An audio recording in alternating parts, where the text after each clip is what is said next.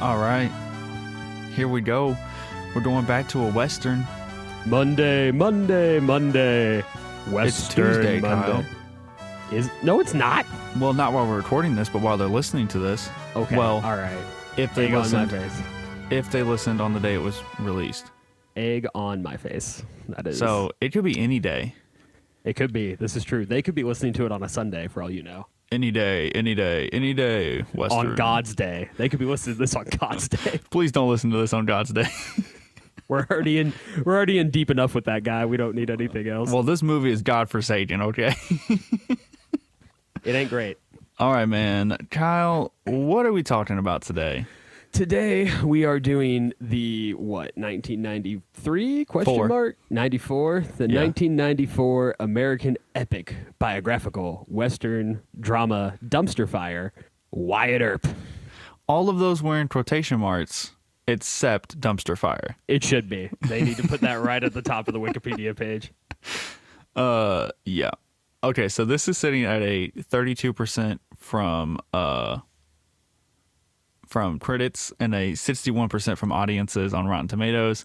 I think the critic rating got it on this one. That's a rarity. I think the disparity between the IMDb rating and the other ratings is ridiculous to me. The IMDb is a 6.7 out of 10. Yeah, it's like a perfectly good I- but not great rating on IMDb, right? Like you watch a 6.5 or above movie and you don't really think about it. Like 90% of movies on IMDb are between a 6 and a 7.9. Mm-hmm. It does not matter what level or quality the movie is at. They're all fair. the same. I think most people just won't hate movies, like they just refuse to. And yet I still say what the IMDb rating is almost every time. Yep. Oh, well, what are we going to do? Maybe in the future just anything over 7. Like if it's over like 7.5, be like, "Hey, this movie is rated, Or below a 6. Ooh, yes. Yes. If we watch something below a 6, I'm going to kill myself. Okay, so this was made on a $63 million budget.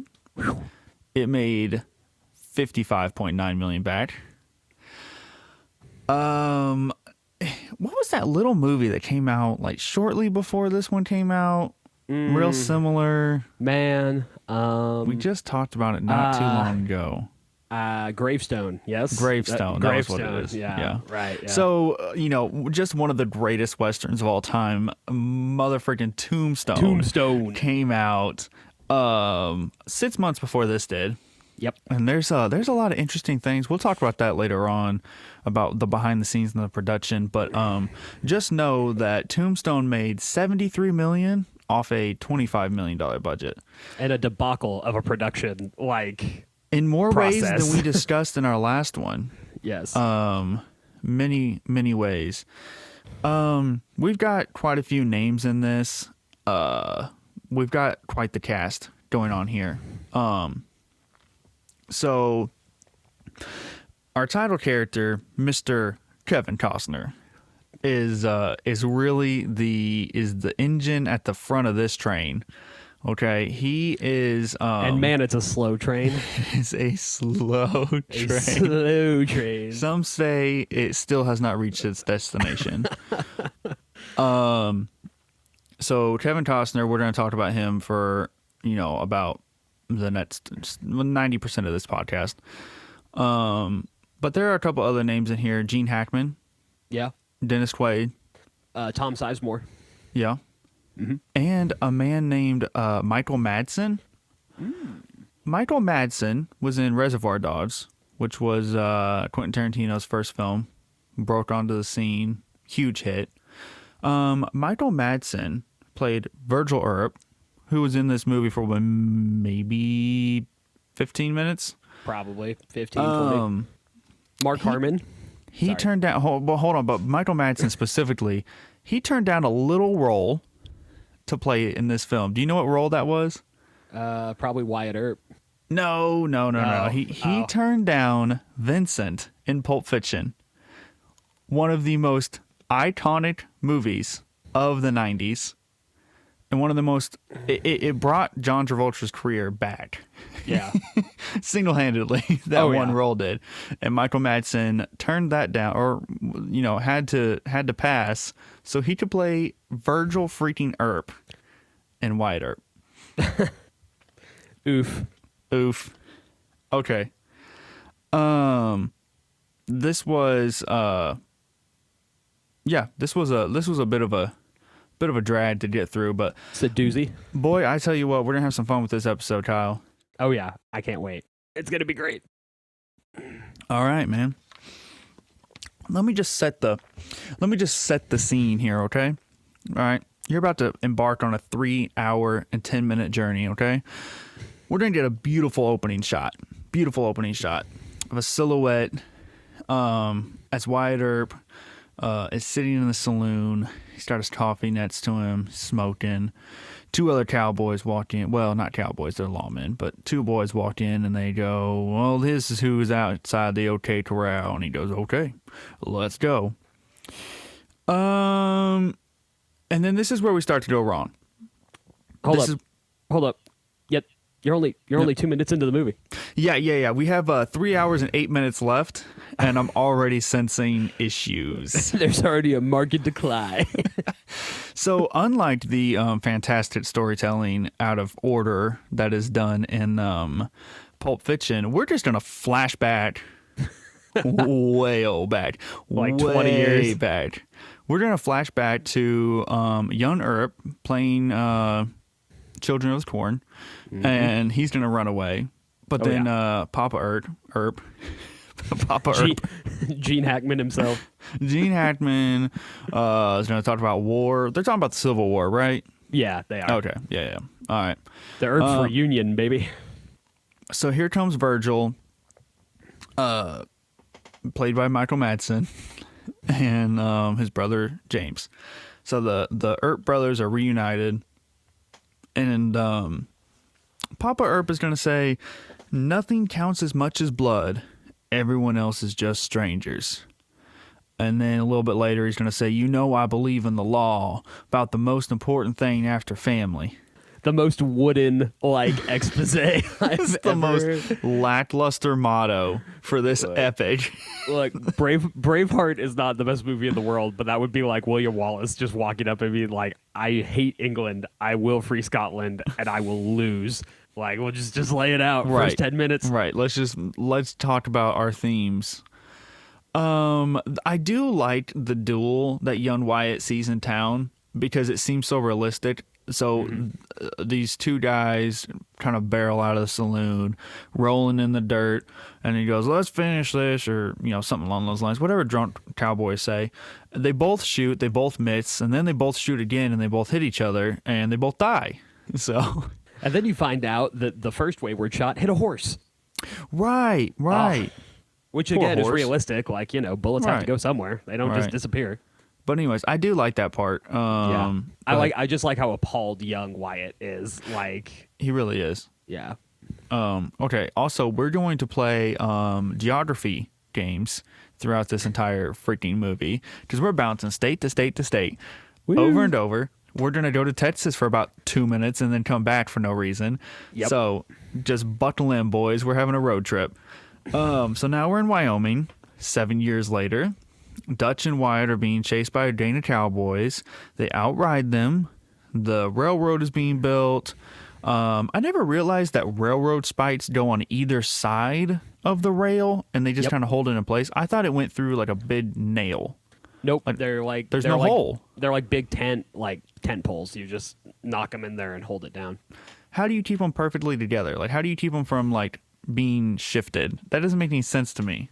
I mean, you don't, but you maintenance it. You walk over with a sledgehammer probably once every couple of years. The thing is, it's like anything else that's weight based. The weight of the trains on the rails eventually warps the metal of the rails to fit even better under the railroad spikes.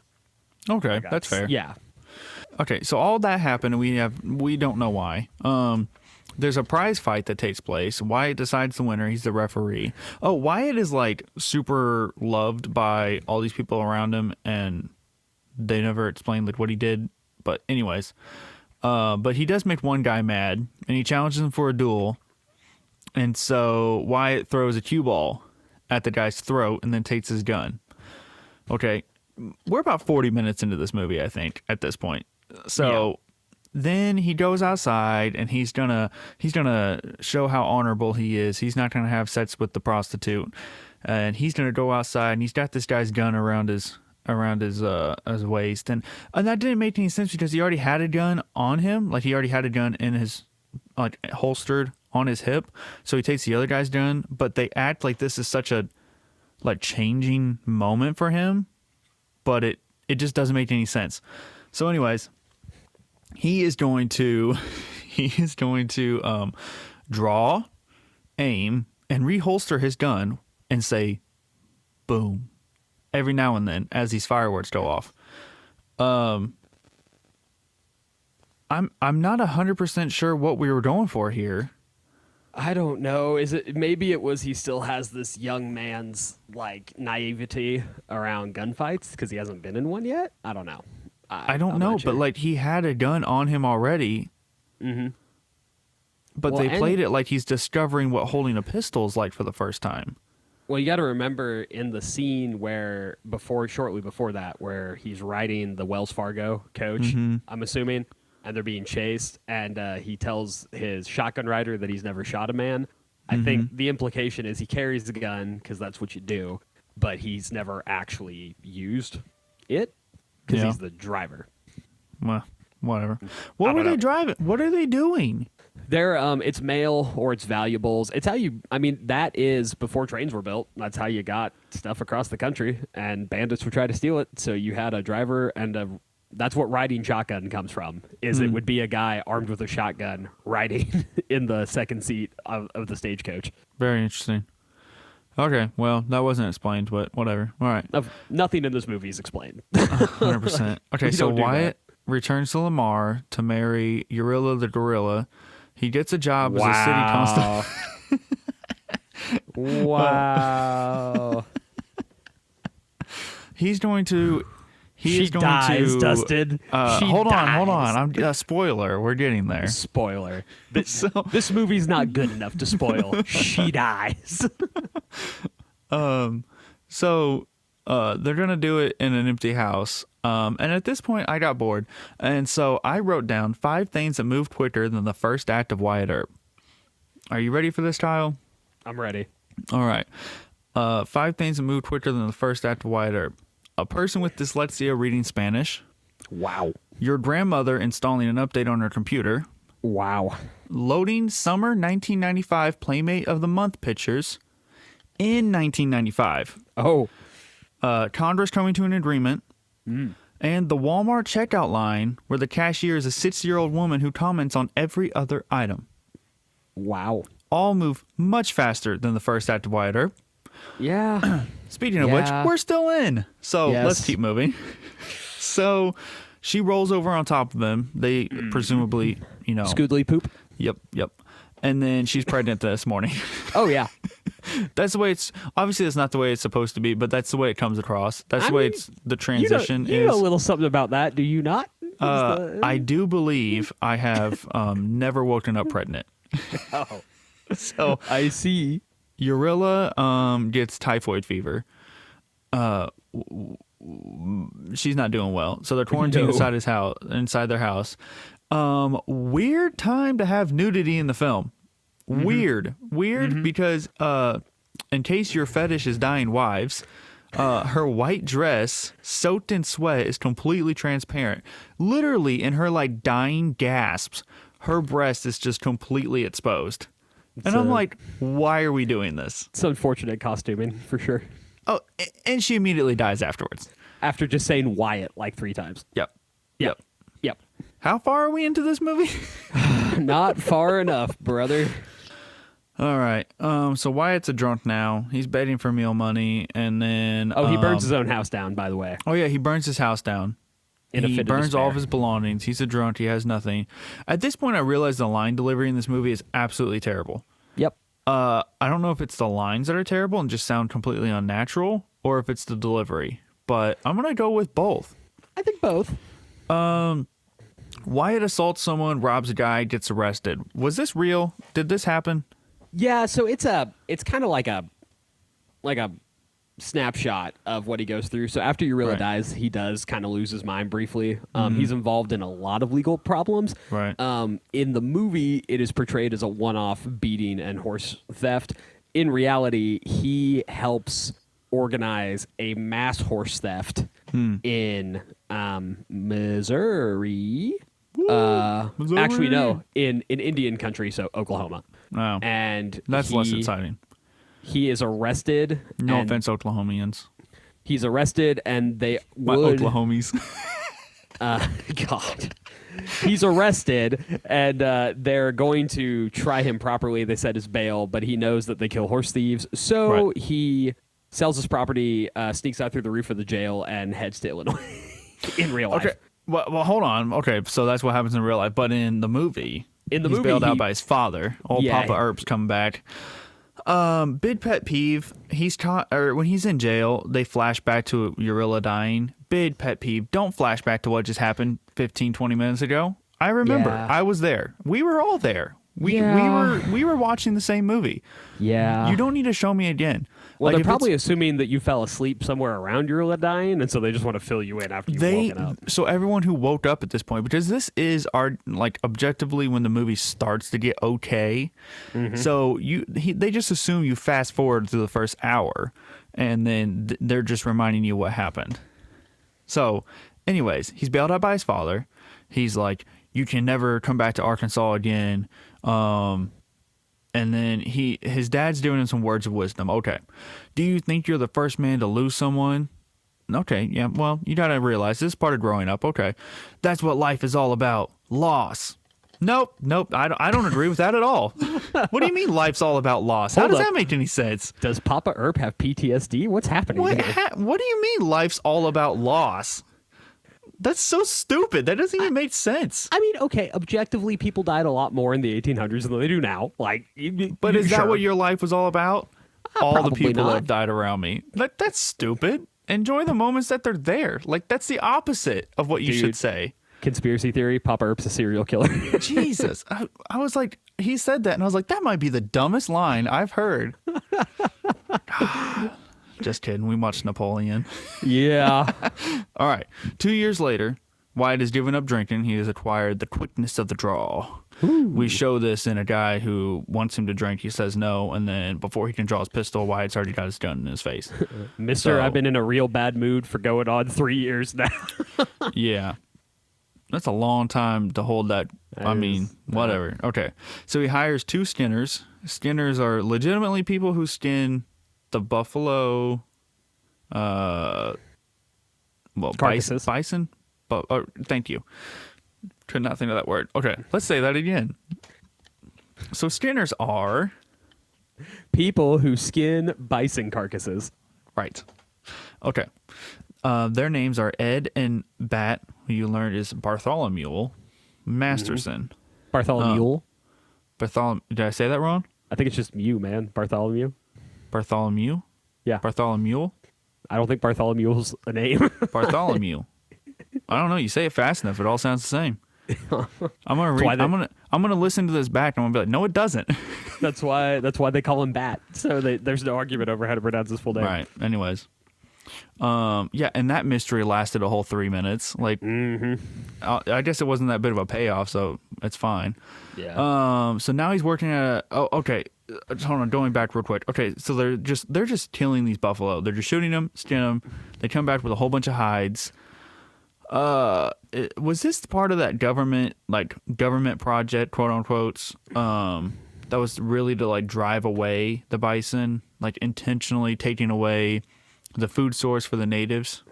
I mean, that's a trick question because Wyatt Earp in real life never actually worked as a buffalo killer, hunter, whatever you want to call it.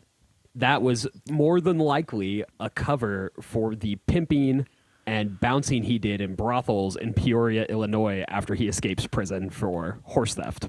Dang. So there is no actual evidence that Wyatt Earp was ever a buffalo hunter. But there is evidence that he was a boss. Don't know about that. But Bat Masterson and Ed Masterson are both buffalo hunters. Okay. So yes, the buffalo hunters at the time are taking place in this government-subsidized, like, ecocide buffalo hunt. Right. Partly to provide the eastern markets with buffalo fur, but mostly to deprive the remaining Plains Indians of their main source of food. Okay. So now he's going to be a dealer in a saloon. The bartender's wife is like the lead prostitute. Nothing comes of that. Moving on. Well, the bartender's wife is Wyatt's brother. Or not the bartender's wife. The bartender is Wyatt's brother. Oh, I never put that together. Yeah. So that is important. A little bit. It's not well done in the movie, but it's important. So Wyatt kind of in real life and in the movie, wherever James Earp goes, Wyatt goes, because James is always giving Wyatt some sort of job. Okay.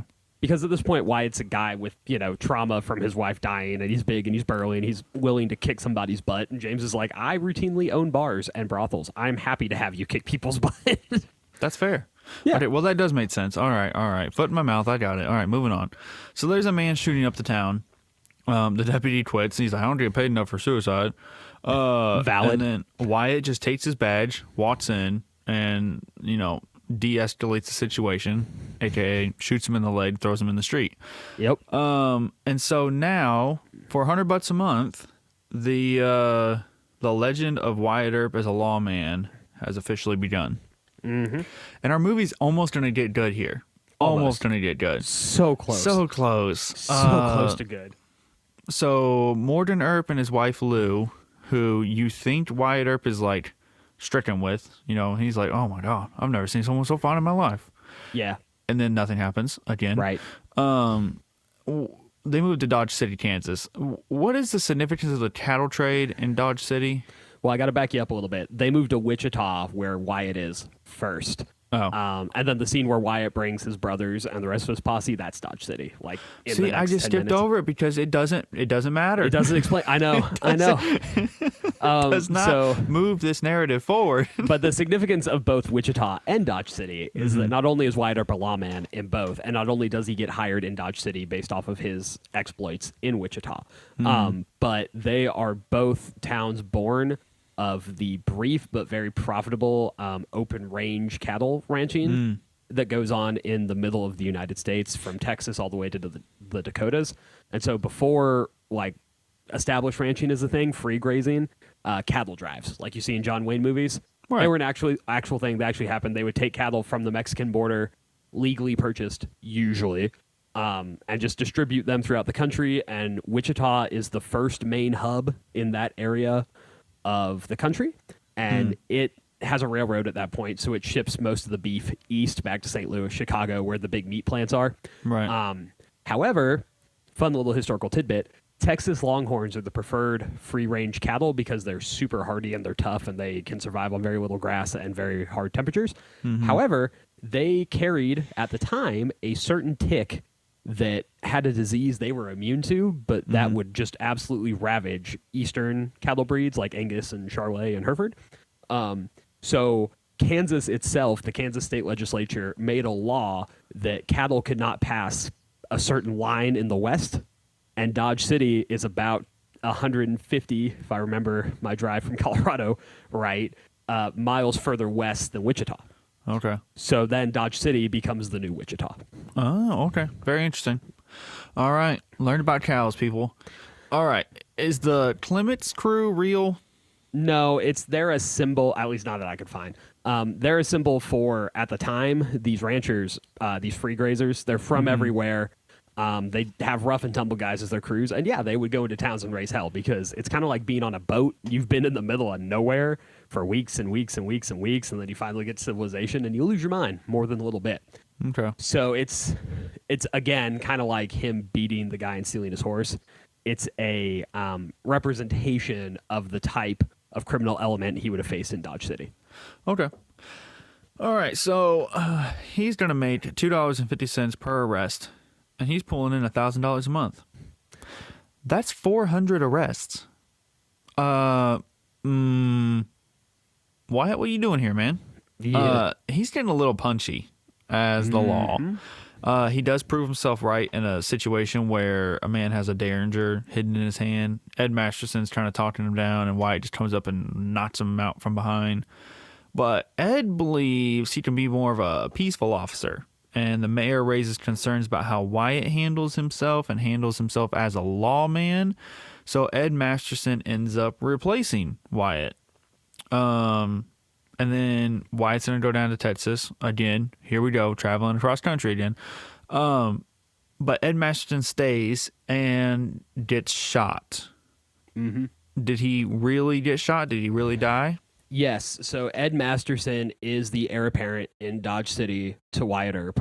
For more or less the reasons that you see is Wyatt Earp in real life, despite Tombstone's portrayal of him, not a good dude. Not a good dude even in the slightest. Not an awful dude, but he likes authority. He likes power. He's got a lot of past life trauma because his freaking wife died. And in real life, his wife dies not when she's newly pregnant, but when she is a full 9 months pregnant. Oh, no. So it's not that it's not sad in the movie, but in real life, he is this close to having like a family, and it's taken from him within the span of a week. It was just distracting by the boob in the movie. Right. Yeah. Right. And that's one of those little details that we ask so often in this movie, is it's so close to perfectly accurate. Why did they make the choices they made to make it not perfectly? Especially when it would have just made it better.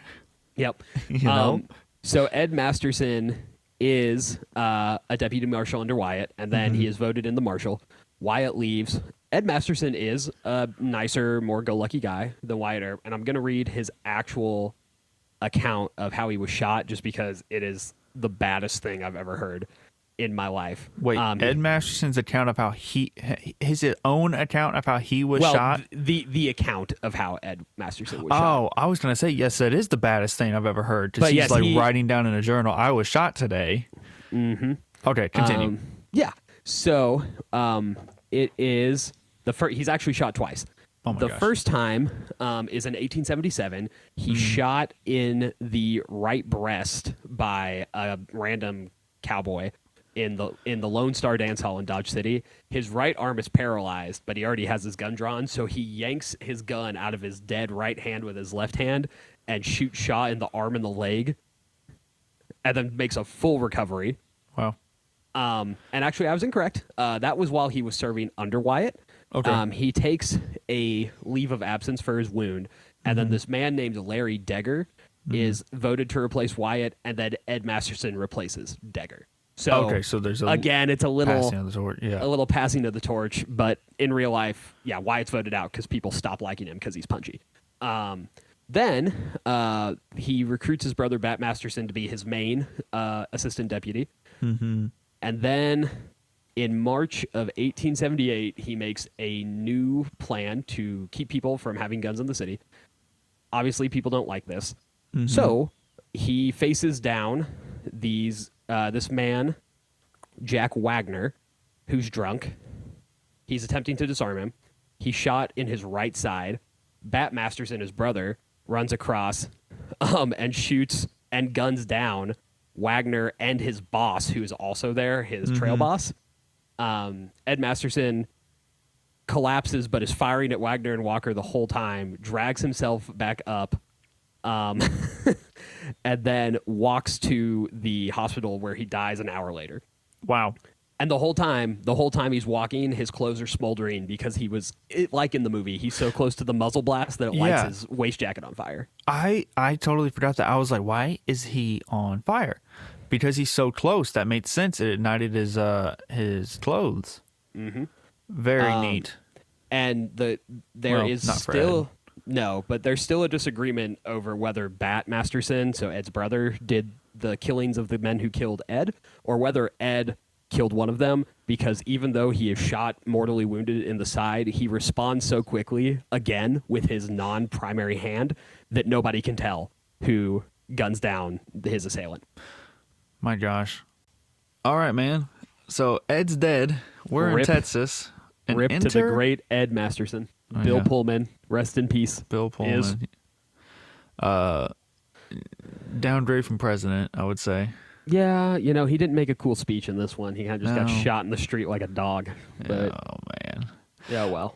All right. We're in Texas, and we're going to introduce ourselves to Mr. Doc Holliday. Dennis Quaid. Knockoff Doc Holliday. Yeah, Walmart Doc Holliday. He's not Val. He's not Val at all. No. Although weirdly, I think he does the best job of any actor in this movie, though. You know, he tries. I will say I don't know if he does the best job acting, but I would say he has the best lines given to him. I think he puts the most effort into his character is maybe what I would say. Like Yeah. I think that he tries the hardest out of the leads for sure. Right. Okay. He's drinking whiskey from a water glass. It's about 3/4 of the way full. He says, I planned on ending it myself, but self-control got the better of me. That's a great line. He's got some good lines in this, He's got some in good all ones. honesty. Did Doc really stab a man in Texas? Actually, he stabbed a man, but it was in Denver, Colorado. Oh, well, that's not as bad. But yeah, he did indeed cut a man from hip to shoulder with his knife. I think in the movie it says from stomach to groin. Yeah, it's something like that. He cuts a dude bad. Okay. Like real bad. All right, man. So they're gonna return to Dodge. Wyatt's gonna lay down the law, and then we're gonna go to Tombstone. I'm Wyatt Earp. It ends today. Yeah. Oh Yeah. man, we just returned to Dodge, and then we're out of there. Yep. Okay, whatever. We're in Tombstone now. The Earps own mines, so they must have good money. Like if you pull it together, they said they have 14,000 between them. They're looking for investments, so they've built up a good sum of money, which is one of the themes that's in Tombstone too. They arrived to Tombstone looking to invest and to be businessmen. They don't want to be lawmen. Right. All right, so enter Curly Bill, as the Earps are accused of lying in court by two cowboys, one of which plays the sewage guy in Parks and Rec, which I could not get over. Could not see him as anything else. And then the NCIS guy is going to show up, and he's going to tell Wyatt he's heading to war with the Clantons. And so, anyways, so Curly Bill accidentally shoots the marshal, Fred White. Fred's dead. But in this interpretation, it's very clear that it's on purpose because it's designed as a hit against Virgil Earp. Yeah. And then Marshall White interrupts him, and then Curly Bill guns him down, acting like he's going to hand his gun to him. Right. Yeah. So, again, like we said, you're going to go through all of this effort to make it realistic. And then they're like, nah, I don't like this part. Change it. Yeah, the third act of the movie gets pretty off. It is hard to stomach that a movie that has been so realistic it's boring up to this point Right. rapidly becomes less realistic than Tombstone. Yeah. And as we discussed before, Tombstone's not realistic enough, but it is by no means like a documentary, right? Like it takes plenty of liberties. And then Wyatt Earp, the movie, takes the Tombstone era and is just like, we're just gonna make our own story. Like it's fine. Very strange choices. And it seems like a lot of ego of like, we can get away with whatever we want to do. Well, because we have Kevin Costner. We have Kevin Costner. We can't fail. And Dances with Wolves is a thing. So. Right. Another long movie. Yeah, but at least that movie's good. You know, like it's long. It's maybe too long. I've only seen it one time. I thought it was okay when I watched it. We'll watch it again eventually. I'll make you. He'll be okay. Anyways, moving on. Josie's going to revoke her engagement with Behan because he is passing around a nude photo of her. Seems way before the time, but I mean, maybe. I guess that's possible. It could have happened. I think something along those lines did happen. So the weirdest thing about this movie is that Behan is way more accurate than in Tombstone. Yeah. And who he is as a person and his loyalties and like his relationship with Josephine is more accurate. It's not perfect, but it's much better than it is in Tombstone. So, yeah. Fun fact. So, Maddie attempts to overdose. Maddie is his, quote, not wife, that we've just kind of not mentioned yet. Doc sees that Wyatt is about to have a shot of whiskey, and Doc tries to talk him out of it, but then kind of just goes with it. Wyatt drinks whiskey. And guess what, Kyle? What? Nothing happens. I know. Nothing comes of it. What are we doing? Yeah. Oh my God. What a waste. What a waste. Okay, so Doc, right after this, confronts a drunk Ike Clanton, says, if you're going to run your lying mouth about me and my friends, you go healed and ready to fight. Again, he's got, like, they hired a different screenwriter for Doc's lines. They had to have. Like, his lines are so much better than everybody else's. Anyways. Yeah. Clanton's reinforcements arrive, spreading word they're going to kill the first Earp they see. Wyatt gets coffee, waiting for the trouble to come to him. And look at this. We are where we started like 2.5 hours ago. There is a pretty good Wyatt Earp line shortly before that, though, where he's talking to Maddie, his common law wife, who we discussed in length in Tombstone, and she's not much different in Wyatt Earp, the laudanum addict. She is like arguing with him about how unattentive he is as a husband, which is very true. Like, she's right. And he's putting on his clothes and he goes, Maddie, there are men out there that I might have to kill today. I don't have time for this. He just walks out of the room. Yeah, and you're like, that's fair. Yeah, you know, all right, valid, that's fair. Valid point. All right. So Virgil and James come and tell Wyatt that they just left the OK Corral, or that the Clantons and whoever else is there. Doc finds him in the street, hides a double barrel under his coat, and the boys make their way to the corral. The shootout happens. Everyone's shot except Wyatt, which I remember you talking about in our Tombstone episode is more accurate.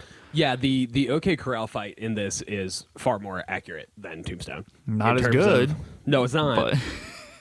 But it's more accurate. It's also lengthwise, it's way better because the shootout in this one is just like rapidly fast. That's what I want. That's what I want in a 3-hour-long movie. I want my shootouts and action scenes to just be as quick as possible. Please get back to the character development. Yes. Anyways, the dusty exposition that is barely concealed. Yes. Right. So the town opinion is divided on who's right and who's wrong. The Earps are, they go on trial for this, which also I remember you saying actually happened. So at least they got that. But they're acquitted in court for the shootout. And then Morgan is shot through the window while playing pool. Okay. And when coming to assist, Virgil gets shot as well from these guys waiting for him as he walks by. Again, and I mentioned this to you earlier, obviously off the podcast, and I said, it's interesting that in real life they were months apart, and yet in both movies they decided to make them in the same night.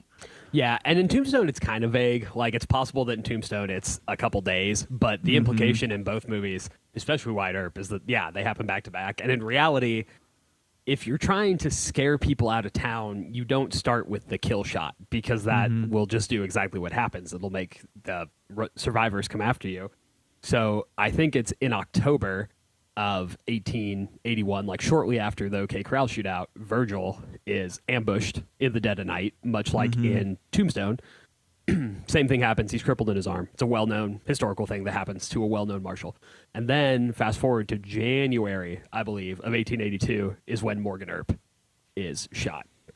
And I can get those dates here shortly. But yeah, it's months apart in real life because you want to give it time. Like, you want to give them time to retreat. And then when they don't, you up the ante. You go from maiming to killing. Let me add to that. Morgan dies before his wife, the doctor, or anyone else arrives. In Tombstone, it takes quite a while. Yeah. What really? Do you know which one was more accurate here? I think it's Tombstone, but let me double check that real quick, because I think it is. They can't get the bullet out. So I was right in my distance apart, wrong in my months. So Virgil is ambushed in December of 1881, so a couple months after the shootout, and then Morgan is assassinated in March of 1882. But yeah, it's several months apart. Okay. In terms of his assassination, he is... they do get a doctor to arrive, and there's a big crowd. He's alive long enough that that he has time to say like actual pithy last quotes that people rarely get to say. Okay. So he says, when they tried to get him to stand up after he shot, and he says, "Don't, I can't stand it. This is the last game of pool I'll ever play." They put him on the floor. There are three doctors that arrive to look at him. one of them just says the bullet went through his kidney, he's dead, and then he lays there until he bleeds to death.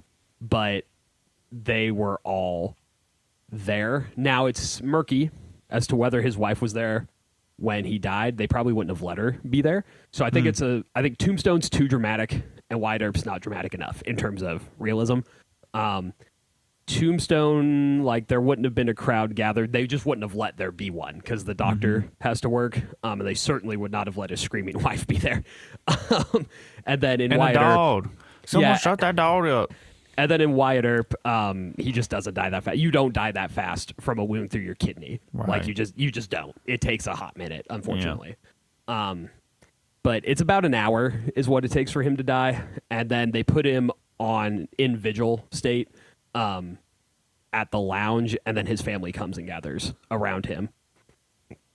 So, Gotcha. right as he's dying. Yeah. So again, why are you making such a supposedly accurate movie just to mess it up right at the end and the pivotal points here? Yeah, I don't understand. And you're taking the nectar of making historically accurate movies, like Oppenheimer, is that you take the exciting with the mundane, and that's what makes the exciting exciting.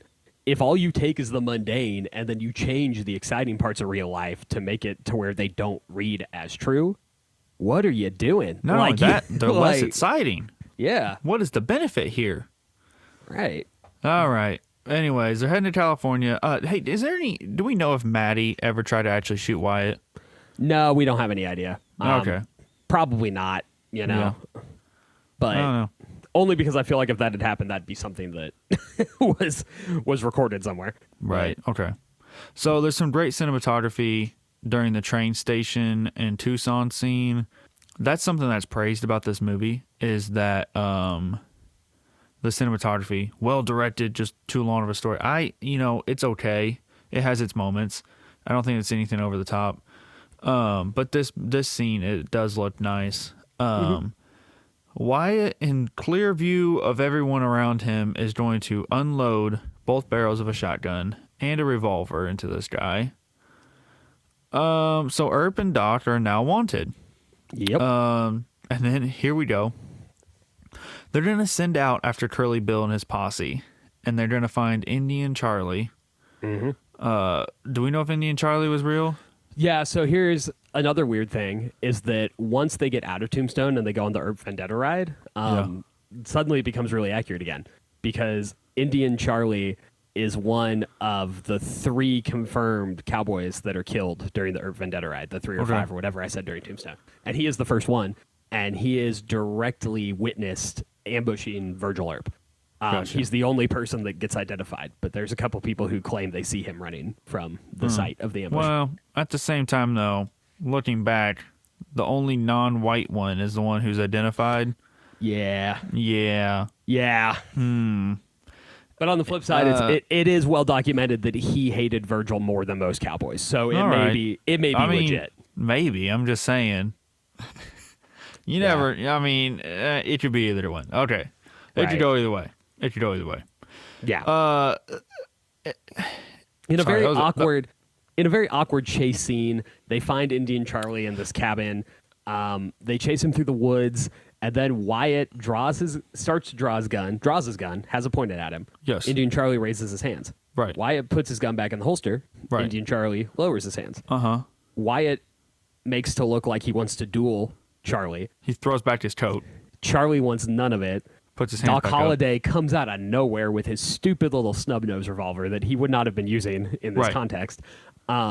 So then Charlie decides he's dead man anyway, and he might as well take out Wyatt, and Wyatt just guns him down in the middle of the river. And in this, if you pay attention to his face, completely changes. Yeah, his the makeup on his pattern. face doubles in thickness. I'm like, they had a Native American actor, and then they had a white dude they had to make look like a Native American. I'm not kidding. If you look back at this little scene here, first off, super awkward. Oh yeah. It seems like one of those repeating gifs that never end. And then his entire face just changes for whatever reason. Yeah. I don't know. I'm confused. I'm not sure. We're all confused. You know, we talked about when we were playing video games the other night, where we do all of our scholarly discussions. Yes. We talked about how there are definitely scenes in this movie where it feels like the actors are aware that they've missed the mark with it. Like, because you film scenes out of order. And this is one of those scenes where it feels like everybody's just wants, you know, they're trying to fabricate tension where none exists because they know that the movie's kind of lackluster. I wondered at here. Okay, so immediately after this, there's also a scene where Dennis Quaid's talking to Kevin Costner, and it's just a couple close-ups, and Dennis Quaid looks right at the camera. Yep. I mean, and it's not like a intentional fourth wall break. It is like a blink, stare, look back, like, oh, oops, and then you can see his face change for like a millisecond. I'm like, were they trying to beat Tombstone? Were they trying to get it done fast enough to come out before Tombstone was? Because, I mean, it was shot around the same time, and actually a lot of this shooting was done simultaneously, but like Tombstone beat it by 6 months. Did you notice that the main theme is very, very similar to the Earp theme in Tombstone? It's not exactly the same, but like the Wyatt Earp theme music is pretty similar to what they play, the happy music when they're like moving around in Tombstone. Yeah, I don't know, man. At this point I was like, okay, I'm so confused on what was going to happen in this movie. Okay, and you had described what happened where in real life, like they ride up on Curly Bill, they kind of startle each other. They didn't plan on it, you know, catching each other at this moment. And I was like, okay, so they're riding, we're gonna get this, it's gonna be kind of out of nowhere, and then they're like ambushed in a canyon. And then it's slow motion. Johnny Ringo, Johnny Ringo, who, you know, may or may not have committed suicide a long time after all of this took place. I mean, at least chronologically. Johnny Ringo just gets called out by Doc Holliday and then shot, and then that's it. And he never appears in the rest of, like, he's a non-existing character in the rest of the movie. If they did not say Johnny Ringo as you have a close-up of this guy's face, you would have no idea which one's Johnny. Nope. I would think Parts and Red Sewer guy's Johnny. I don't know. Anyways, and then Curly Bill is shooting at Wyatt. Wyatt's getting bullet holes all through his little blazer here, and then he's going to go grab the shotgun. He's going to shoot Curly Bill, and it's going to be slow motion, and they're all looking at Wyatt like, oh, man, look at this guy, slow motion as the dust and the smoke and everything. And he's just like, he shot one guy and then he's still shooting. And I'm like, okay, no, all right. And then we're in Alaska. Okay, so I'm sorry for this road trip, ladies and gentlemen. We either have to cut through Canada or we're going to have to take a boat because we're ending this movie in Alaska. Off the coast of Alaska. Yeah, 17 years later. And this guy's like, my name's Francis O'Rourke. And are you Wyatt Earp? I think you saved my uncle Tommy O'Rourke. And I was thinking like, okay, so he died. He was like, he's famously, you know, was around Hollywood in the very, very early days in the 20s. So I looked up who this Francis O'Rourke guy was because I was like, maybe he's an actor. I can't find anything on him. So I don't think he's anybody. The thing is, I don't know if he ever existed, but Michael O'Rourke, his uncle, is a real person. But in the movie, it says Tommy O'Rourke. Doesn't he? Well, he might. Let me double check here. Okay, hold on. Who's Michael O'Rourke? Yeah, Tommy behind the deuce was Michael O'Rourke. So they get the name wrong somehow. Somehow, in all this research that they clearly did, they just get this guy's name wrong. So I don't know what the name of the nephew is, but Tommy O'Rourke is actually Michael O'Rourke, also known as Johnny behind the deuce. Right. He did kill Henry Schneider, chief engineer of the Tombstone Mining and Milling Company. Claimed it was self-defense. Schneider was well-liked. A mob of miners did gather and threaten to lynch him. And the infamous, incredibly inaccurate biography that Wyatt Earp hired somebody to write on his behalf to improve his image before he died does claim that Earp single-handedly dispersed the mob. But in the newspapers of the time, it is Virgil, Wyatt, Johnny Behan, the county sheriff, and City Marshal of Tombstone, Ben Sippy, who was voted out, who beat Virgil the first time Virgil ran for Marshal. Okay, so, and again, I thought that this would be something that like had a long-term lasting effect and led into the, because I mean like the story of Wyatt Earp's been told since like the 30s. Yeah. There's been Tombstone and Wyatt Earp are not the only two movies that have portrayed this. It's been done plenty of times. Dr. Holliday's had his own movie. The OK Corral itself has had its own movie. So I was thinking like this must have led to something. No, it's just a random flashback.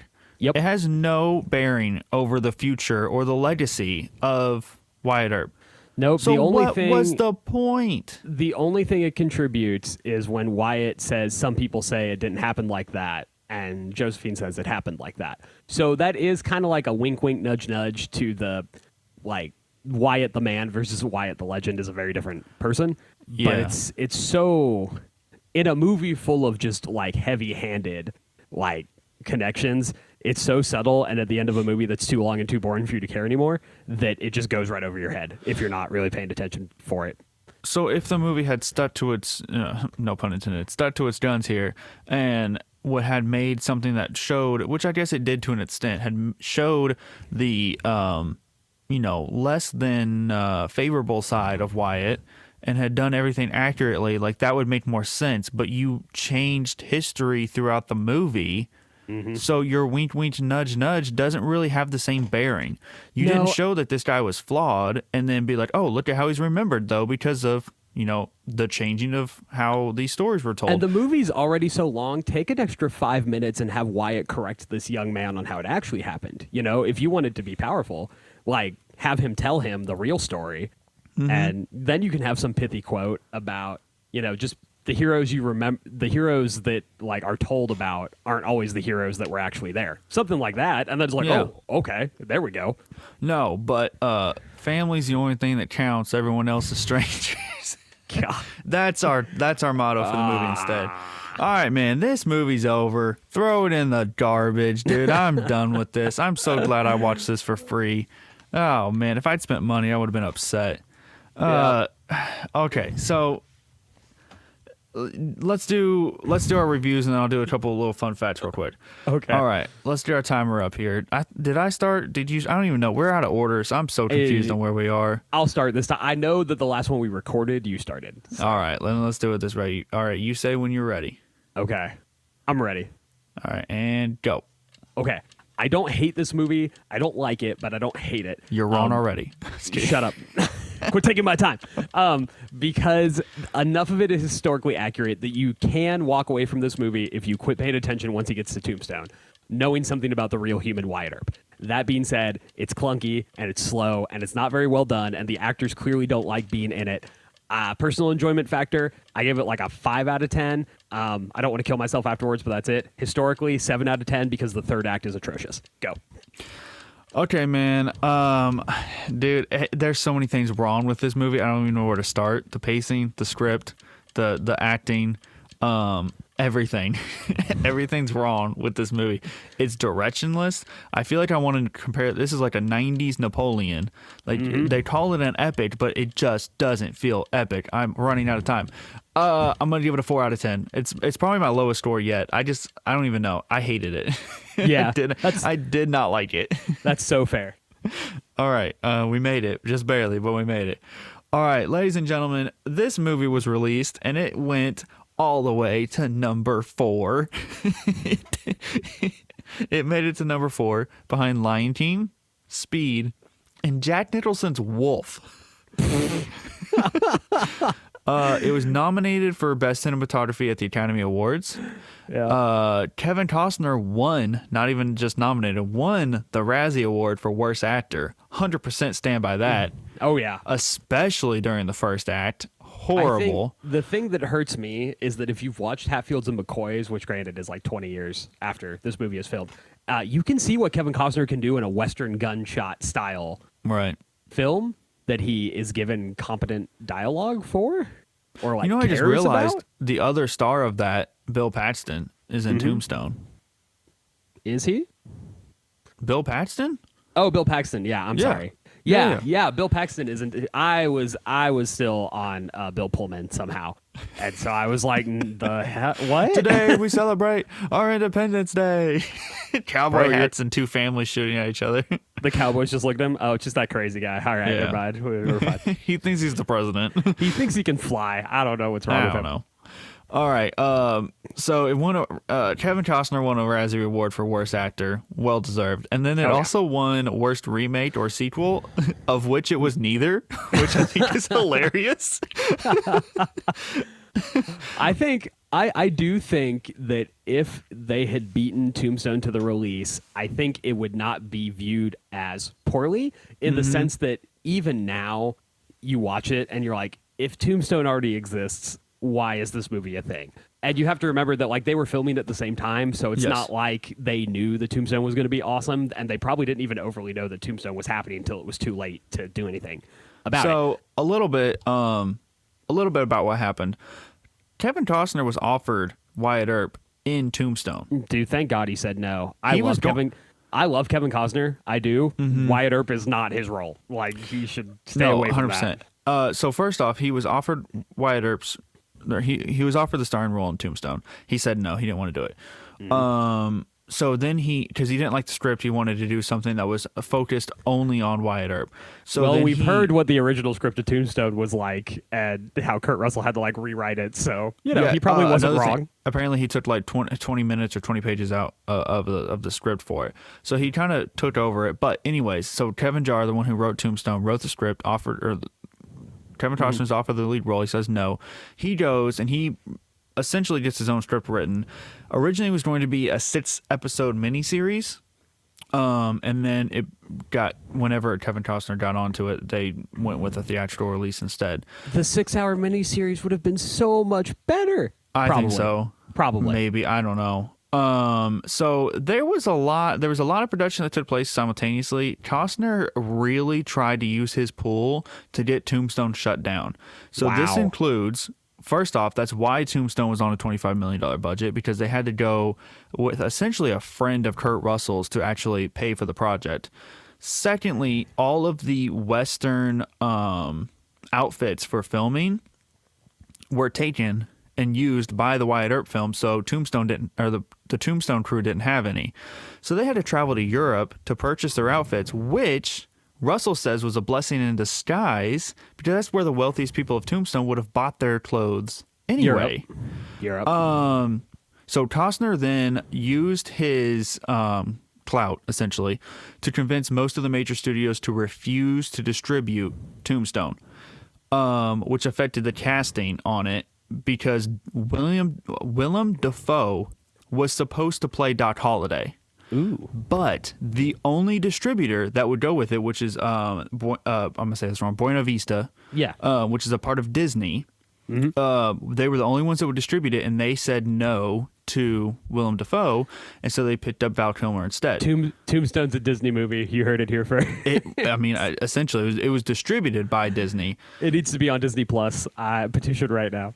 So Michael Madsen, who played Virgil Earp in the movie, turned down the role in Pulp Fiction. In 2017, commented on the Wyatt Earp movie, and he says, "It's long, it's stupid, and boring. It's a giant close-up of Kevin for 3 effing hours." Pretty much. I think that sums up Wyatt Earp very well. Yeah. So, ladies and gentlemen, there is Tombstone, but much, much, much, much worse. Final thoughts, Kyle? What do you think? I think that, if you want... Okay, I think part of the reason Wyatt Earp is so hard to watch is because the characters are more realistic. The acting's not as good. But, Wyatt Earp isn't this reluctant right fighter who just wants to retire. Doc Holliday's not a lovable scamp. They're bad people in a worse world, And that's who these guys more or less actually were. So if you can suck it up and you can make it through the 3-hour movie, or you're my dad or me, and as long as guns are shooting and horses are being ridden, you can survive anything. Give it a whirl, because you do get a better insight into the type of man you had to be be a successful lawman, and unfortunately that was not usually a good man. Wasn't a bad guy. I'm not going to try to call Wyatt Earp a bad guy, especially not by the standard of his time. Dude wasn't a good guy. He is the hero of nobody's story. He's just a guy who likes to fight and has an anger complex that gets put into positions where that does him well. Yeah. And same thing with Doc Holliday. Doc Holliday's dying from tuberculosis. Dude will fight anybody for a nickel because he's dying from tuberculosis. So what does he care? What does he care? All right, and that man. comes across in Dennis Quaid's performance way better than Val Kilmer's. And I love Val Kilmer's performance, and I think it's better. I do actually think... I said this when we recorded Tombstone. Tombstone is the legacy of Wyatt Earp and Doc Holliday. Like, it's the myth. Wyatt Earp, though it's not done excellently, is more the reality of who these guys were. Yeah. So there's value to it. It just doesn't outweigh the clunkiness and boringness and like stupidity of the film. No, I wanted to watch Tombstone now. Yeah, me too. Honestly, I need to purge my brain. All right, man. What are we doing next week? I don't think we've talked about that. What are we going to do next week? You know, we could do Last of the Mohicans because it is a seriously minded movie based on history that is actually really well done. So it'd be a nice counter to what we just had to experience. All right. And it has Daniel Day-Lewis, so star power versus star power. I feel like I talked for about 90% of this. So you know, next week, I had my Braveheart, you had your Wyatt Earp. Like, we've both had episodes where we just railed for the entire time. Well, next week will be you, buddy. Okay, I'm ready. Last of the Mohicans, coming next Tuesday. Thanks everybody to listening. Assuming you still are. Assuming you still. This is a long movie, but man, I thought we were gonna make this shorter, and it ended up being longer. So somebody had a lot of problems with it. I don't know who that would be. Somebody wouldn't shut though. Just kidding. All right. With that, I will shut the F up and get out of here. Thank God.